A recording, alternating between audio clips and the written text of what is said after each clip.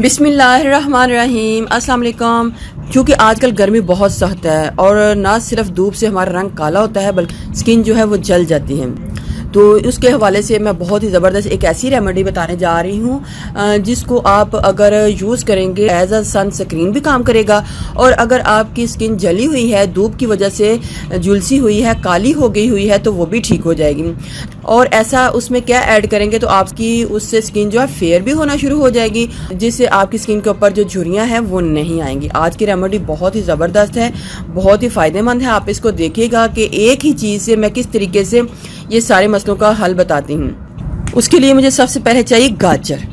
तो आपने गाजर लेनी है। आजकल चूँकि गर्मियों का सीज़न है और गाजरें इस टाइप की आ रही हैं और ये थोड़ी सी ना खुश्क होती हैं, ये इतनी ज़्यादा जूसी नहीं होती। तो हमने एक लेना है ब्लेंडर और ब्लेंडर में इसको कट करके डाल लेना है।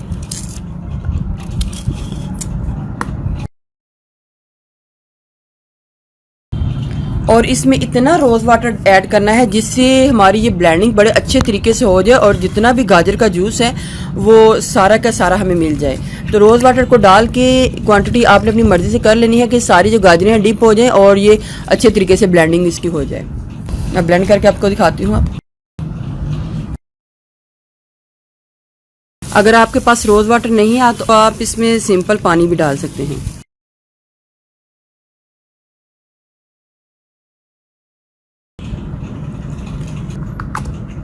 आप इसको रख लें फ्रिज में। जब भी आप बाहर से आएँ तो इसको निकालें और अपने चेहरे के ऊपर इसका स्प्रे कर लें। और जब भी आप से बाहर जाने लगे तो तब भी इसका अपने स्प्रे अपने फेस के ऊपर इस तरीके से कर लें।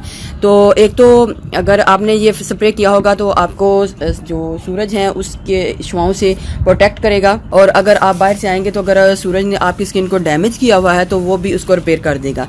अच्छा जी, ये तो हो गया हमारी जो सनस्क्रीन है, सनबर्न है, उसके लिए टोनर। तो अगर आप इसी टोनर से अपनी स्किन को फेयर करना चाहते हैं तो आपने क्या करना है, इसके अंदर डालना है लेमन। लेकिन याद रहे, अगर आपने लेमन डालना है तो फिर इसको धूप में लगा कर नहीं जाइएगा। लेमन के चंद कतरे जो है ना वो आपने इसके अंदर ऐड कर लेने हैं। तो इससे आपकी जो स्किन है वो फेयर होना शुरू हो जाएगी। गाजर हमारी स्किन के लिए बहुत ही अच्छा है। एजिंग के साइन को ख़त्म करना चाहते हैं तो इसमें आप डालेंगे विटामिन ई का कैप्सूल्स। ठीक है, शेक कर लें और शेक करने के बाद इसको यूज़ कर लें। ये तो हो गया हमारा बहुत ही ज़बरदस्त किस्म का टोनर। ठीक है, अब हमारे पास ये जो मटेरियल बचा है इसमें आपने क्या करना है, सोप को ऐड करना है और इसका बना लेना है फेस वॉश। और ये आपकी स्किन के लिए बहुत ही अच्छा होगा।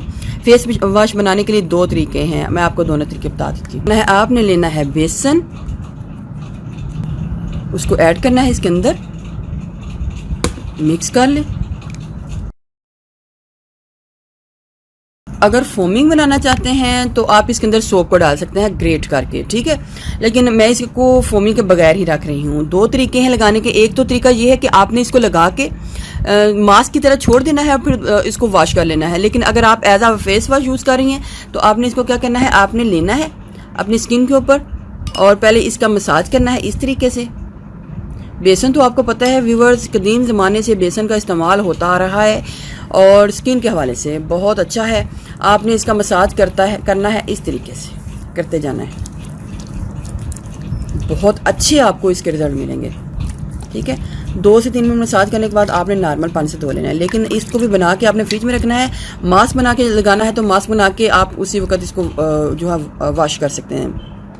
अगर आपको मेरी ये दोनों चीज़ें अच्छी लगी तो मेरे चैनल को सब्सक्राइब कीजिएगा